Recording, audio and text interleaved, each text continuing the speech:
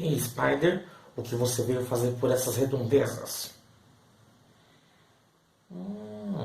E veio pedir a minha ajuda, não?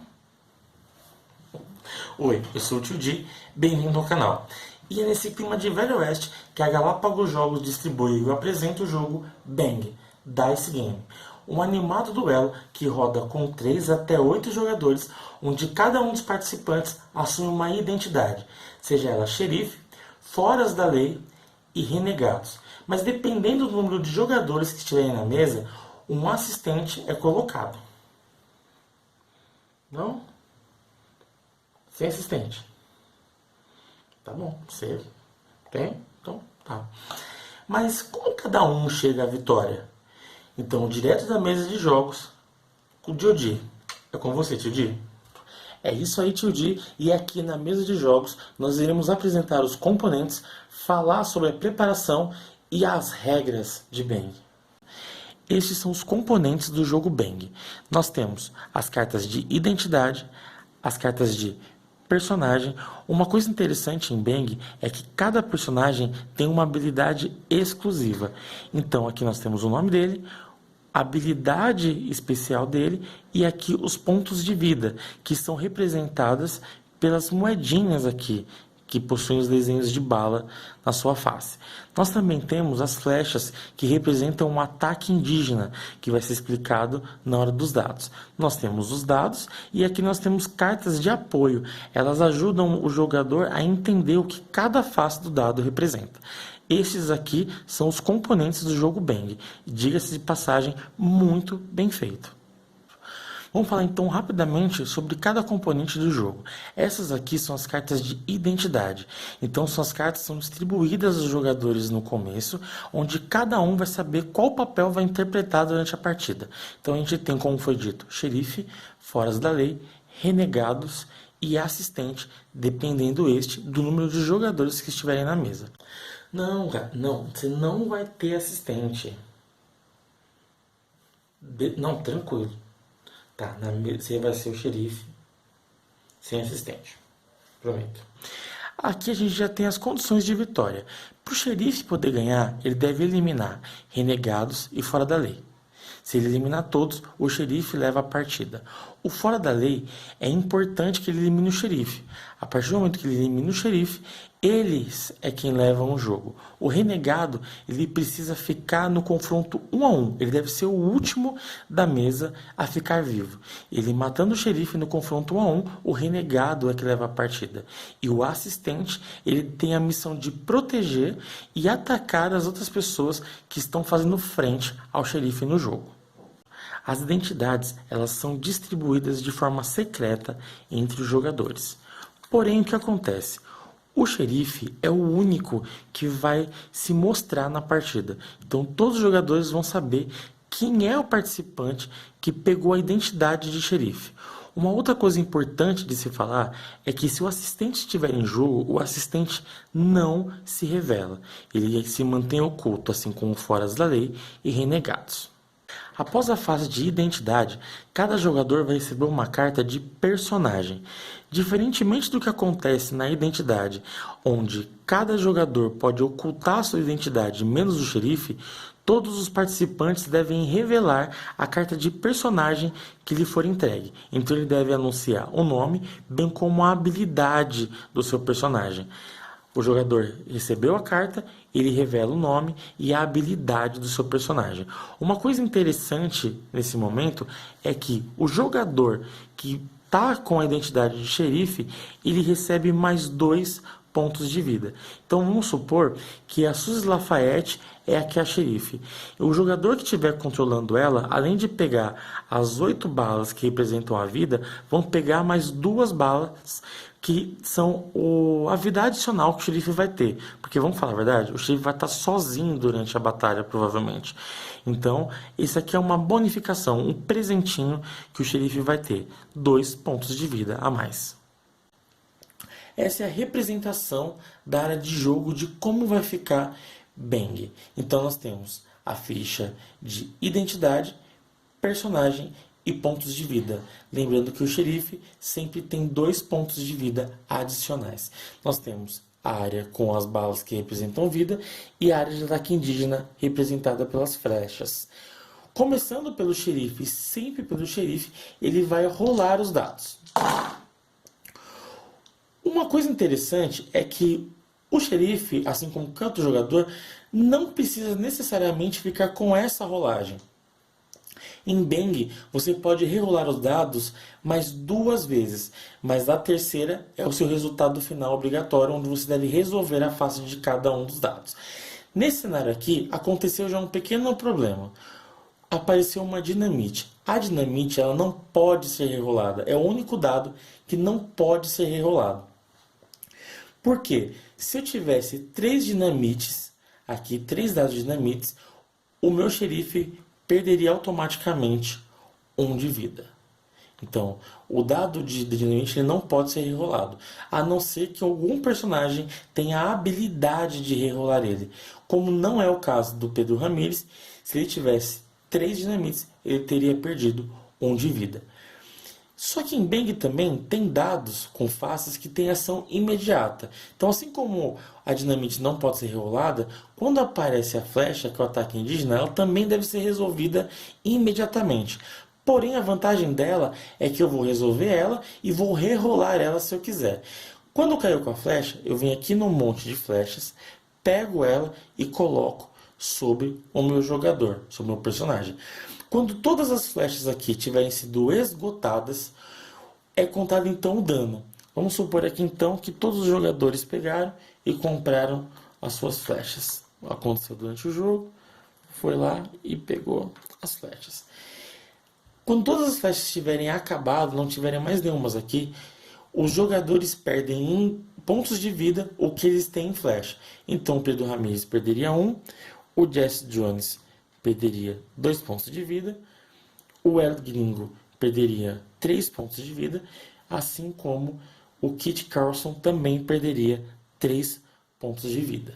Tá? Então as flechas, a gente sempre resolve elas primeiro. Ela chegou, comprei a flecha, de novo, e se esgotarem todas as flechas, o personagem perde em vida o que ele tem em flecha. Aqui a gente tem o chope. O chope não é uma ação imediata e eu posso guardar esse dado para uma outra hora. Mas vamos falar dele aqui. O chope ele é bem simples. Ele serve para recuperar 1 ponto de vida. Tá? Então, se o nosso Pedro Ramírez tivesse perdido 1 ponto de vida, ele poderia usar o chope nele mesmo para recuperar esse ponto de vida. Só que as bebidas também servem para recuperar um outro jogador. Então, se eu quisesse oferecer para uma outra pessoa, eu podia falar assim: ó, Jesse James, recupera 1 de vida aí, porque esse meu dado eu vou gastar com você. Porém, o jogo, nenhum personagem recupera vida a mais do que ele possui. Então, se o Pedro Ramírez tem 10 de vida e ele for usar a bebida, esse dado não tem valor nenhum. Ele não consegue ficar com 11. Ele só consegue chegar até o máximo que ele tem de vida. Então vamos pegar aqui e vamos deixar ele reservado para explicar os outros. Porém, ele poderia rerolar. Nós vamos rerolar depois esses dois aqui. E aqui a gente tem a metralhadora. A metralhadora sozinha, 1 dado, 2, não tem habilidade nenhuma, efeito nenhum. Porém, se eu tivesse um terceiro dado de metralhadora, acontece o quê? Todos os jogadores ao redor daquele que jogou os dados, no caso o xerife, perdem 1 ponto de vida. E uma coisa muito interessante, sabe essa flecha que ele pegou aqui por causa dessa flecha? Se ele tivesse um terceiro dado e tivesse acertado todos os jogadores, ele remove essa flecha que ele acabou de pegar. Como não é o caso, a flecha continua aqui com o Pedro Ramírez. Então a gente vai pegar os 4 dados e vai rerolá-los novamente. E agora saiu uma outra face. Saiu o número 1. O número 1, ele é um dado de ataque. Então nós vamos pegar um outro dado.